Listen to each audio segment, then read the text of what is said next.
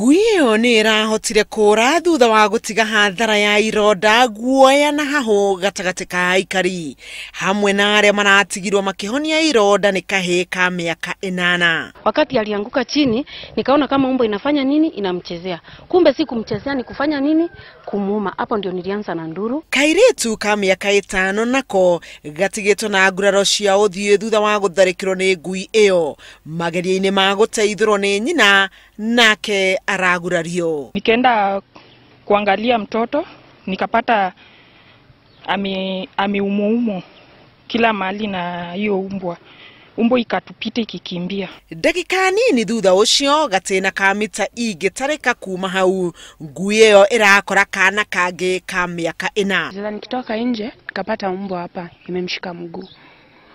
Kutoka hivi nje umbo ikaniona ikatoroka. Nikachukua mtoto tukamkimbiza hospitali. Aikari a itũra rĩrĩ maugĩte nĩ mamenyithĩtie rũhonge rwa ũgima wa mũingĩ rwa thirikari ya kaunti ya Nakuru ona gũtuĩka gũtirĩ ikinya rĩkinyũkĩtio nginyagia rĩu. At long last nikarudi nikaenda kwa mzazi mwenye umbwa. Nilipomwelezea alisema umbwa si wake. Amekuwa akisema huu umbwa huwa anatangatanga na alijileta kwake, lakini anaishi hapo kwake.